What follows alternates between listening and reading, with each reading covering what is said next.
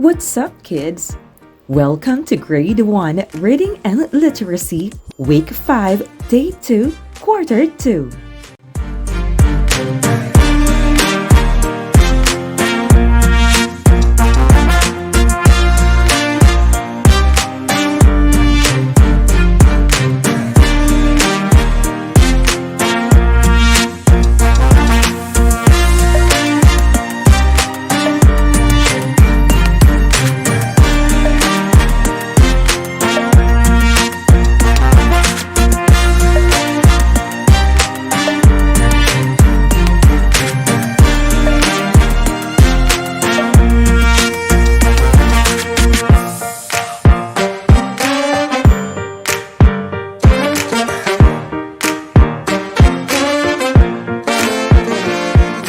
Ang ating paksang aralin para sa araw na ito ay ang pagsunod-sunod ng mga pangyayari sa kwento sa tulong ng mga larawan.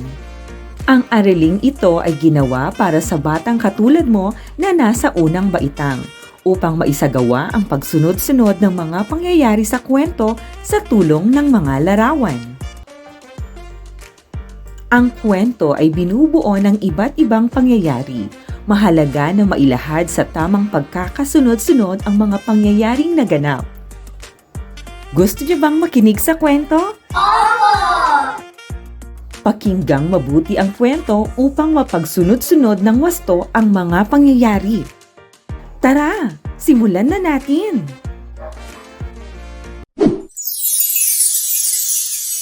Ang makulay na kwento ni Itim. Sulat ni Catherine Joyce L. Cristobal. Guhit ni Noel P. Calleja. Matingkad, masaya at parating puno ng buhay. Ito ang Cryoland, ang tirahan ng mga kulay. Naglalaro at nag-aawitan ng sabay-sabay. Tawanan at kasiyahan ay tila walang humpay. Ngunit dumating ang hindi inaasahang araw. Buhat sa kawalan nang biglang nasambit ni Dilaw. Kay lukot tuwing si Itim ang aking natatanaw. Siyang sanhi ng dilim sa aking masayang araw. Tingkad, kislap at kinang siya ay kapos na kapos. Tuwing nariyan, lungkot at takot ay bumubuhos. Palibhasa ay walang halaga. Kulay na laos. Dagdag ni Dilaw na nakapustura't nakaayos. Mga sinambit ni Dilaw ay narinig ni Rosas. Nalaman din ni Bughaw at siya'y napabulalas. Nabatid agad ng lahat ang kwentong ibinigkas. Kwento'y nakarating kay Itim at lungkot ay bakas. Kawawang Itim, mundo niya'y tumigil sa pag-ikot. Sa narinig na balita, siya'y biglang nalungkot. Kinuha ang mga gamit at siya'y agad nagbalot. Cryoland ay lilisanin na upang makalimot.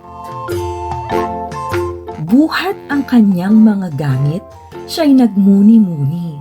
Kinakausap at tinatanong ang kanyang sarili. Tunay bang wala akong halaga? Walang anumang kinang at ganda? Dahil sa pagod at lungkot mula nang siya'y umalis, sumilong muna si Itim sa punong aratilis. Natanaw niya ang mga gulong ng sasakyan na kay bibilis, maging ang suot na sapatos ng mga pulis na kay lilinis. Hindi makapaniwala sa kanyang nakita. Kupurap-kurap ang kanyang mga mata. Napabulala si Itim at namangha. Oh, anong ganda! Kakulay ko sila!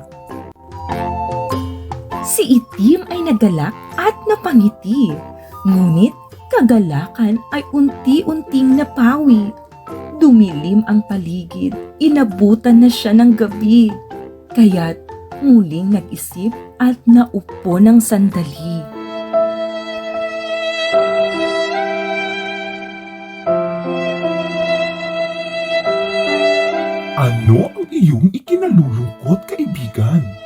Tanong ni Buwan mula sa kalangitan. Lingit sa kanyang kaalaman, siya pala ay maghapon na pinagmasdan. Sinimulan ni Itim ang malungkot na kwento. Gusto ko lang naman magbigay ng kulay sa mundo. Ngunit sa akin ay walang may gusto. Dagdag nito habang luhay walang tigil sa pagtulog. Masdan mo ang gabi. Kulay itim ang bumabalot. Ang kulay na ito ang inaantay ng mga taong pagod. O anong halagang hatid mo upang lahat ay makatulog? Tugon ni Buwan kay Itim na nakasimangot. Makikita sa bukid ang masipag na kalabaw. Ang sariwa't masarap na tilapiyang iniihaw. Ang matamis na duhat sa asin isinasawsaw. Ito ang mga bagay na kulay itim, parang ikaw. Ang hugis bilog sa matang mapupungay. Ang mahabang buhok na nakalugay. Hindi ba't bagay na bagay sa itim na kulay? Paliwanag ni Buwan sa gabing nagbabantay. Lungkot ni Itim ay napawi sa mga narinig. Pagkaraan ay biglang may pamilyar na tinig. Kaibigang Itim, Sambit ni Dilaw habang nakatindig. patawarin mo ako. Dagdag niya habang kay Itim nakatitig. Pasensya Itim, ako ay nagpadalos-dalos. Ako'y nagsisisi ng lubos-lubos. Sana'y pagkakaibigan natin hindi matapos. Hangad kong tayo ay magkaayos. Ayos lang dilaw, limutin na ang problema. Kulay o itsura ay hindi mahalaga. Basta tayo'y may pagkakaisa at sama-sama. Sagot ni Itim na ngayoy nakangiti na. Lumabas din si Bughaw kasama si Pula. Si Itim ay sinusundo na nila. Kasama ang ibang kulay, lahat ay pabalik na. Patungo sa Crayoland, ang lugar ng makulay at masaya.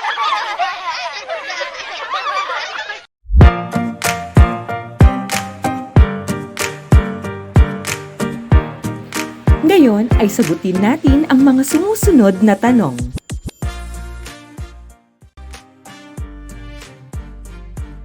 Una, ano ang pamagat ng kwento? A. Si Itim. B. Si Itim at Dilaw. C. Ang mga bagay na kulay itim. D. Ang makulay na mundo ni Itim.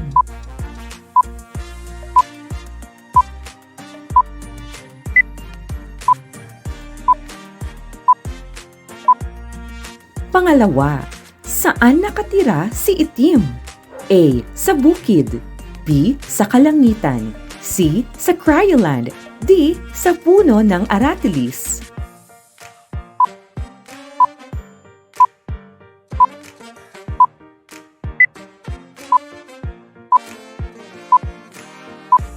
Pangatlo, bakit nalungkot si Itim?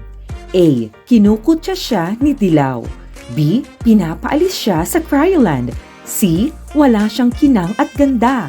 D. Pinag-uusapan siya ng mga kulay.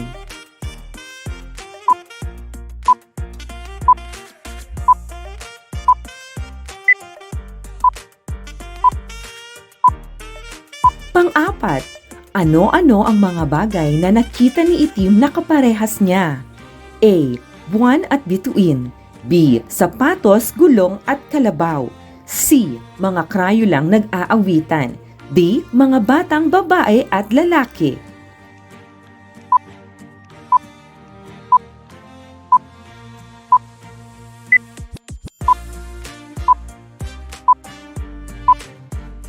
Panglima, bakit natuwa si Itim sa kanyang nakita? A. Dahil sila ay matitingkad. B. Dahil sila ay magaganda. C. Dahil sila ay nagtatawanan. D. Dahil kakulay niya ang mga ito.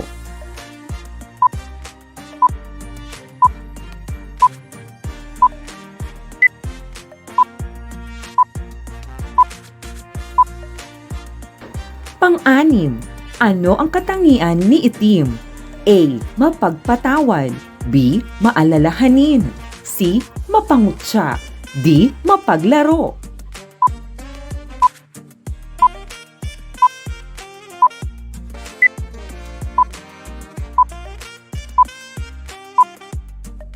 Pang-pito, mabuti bang tularan si itim ng mga batang katulad mo?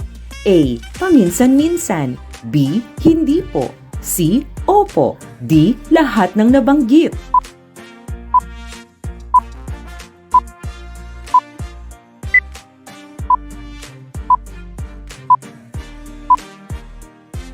Ngayon, alamin naman natin ang mga tamang sagot. Una, ano ang pamagat ng kwento? Ang tamang sagot ay letrang D, ang makulay na mundo ni itim. Pangalawa, saan nakatira si itim? Ang tamang sagot ay letrang C, sa Cryoland. Pangatlo, bakit nalungkot si itim? Ang tamang sagot ay letrang A, kinukutya siya ni Dilaw. Pang-apat, ano-ano ang mga bagay na nakita ni itim na kaparehas niya?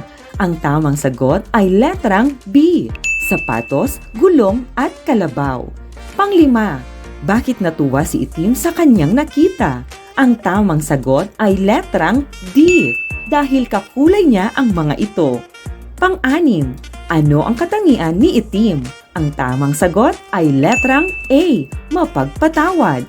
Pang-pito, mabuti bang tularan si itim ng mga batang katulad mo? Ang tamang sagot ay letrang C, opo. Mahusay! Ngayon naman ay dumako tayo sa pangalawang gawain. Panuto, pagsunod-sunurin ang mga larawan ayon sa pangyayari sa kwento. Lagyan ng bilang 1 hanggang 6. Handa na ba kayo? Opo! Simulan na natin. Alin sa mga sumusunod na larawan ang unang nangyari? Ang unang nangyari ay nangutya si Dilaw. Ano naman ang sumunod na nangyari? Ang pangalawang nangyari ay umalis si itim sa Cryoland. Ano ang pangatlong nangyari? Ang pangatlong nangyari ay nagkakilala si itim at si Buwan. Ano ang pang-apat na nangyari? Ang pang-apat na nangyari ay nakakita si itim ng mga kakulay niya. Ano ang panglimang pangyayari? Nagkaayos si itim at si Dilaw. Ano naman ang ika-6 na pangyayari? Ang ika-6 na pangyayari ay umuwi na si itim kasama ang ibang Crayola sa Cryoland. Dumako na tayo sa susunod na gawain. Panuto, basahin ang mga pangungusap at pagsunod-sunurin ang mga pangyayari sa kwento. Lagyan ng letrang A, B, C, D at E. Pero, basahin muna natin ang mga pangungusap ng isa-isa. Una, lungkot ni itim ay nawala dahil sa mga salita mula kay Buwan. Pangalawa, humingi ng tawad si Dilaw kay itim at sila ay nagkabati na. Pangatlo, nalaman agad ng lahat ang kwentong sinabi ni Dilaw. Pang-apat, kasama ang ibang kulay, si itim ay pabalik na sa Cryoland. Panglima, nalungkot si itim at siya ay nagbalot ng gamit para umalis.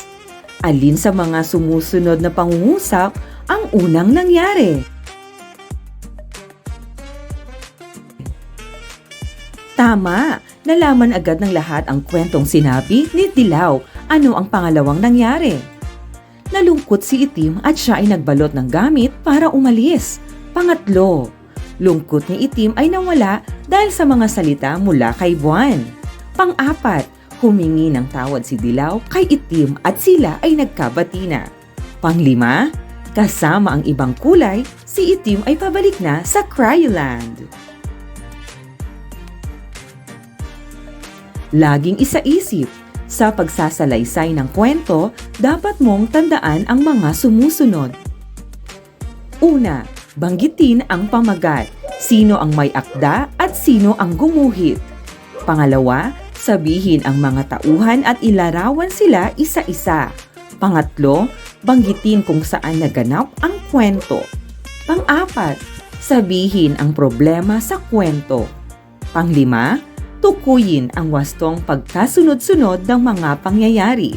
Pang-anim, huwag kalimutang banggitin ang wakas ng kwento. Dito na nagtatapos ang ating aralin. Huwag kalimutang mag-like, subscribe at i-click ang notification bell. Hanggang sa muli, paalam!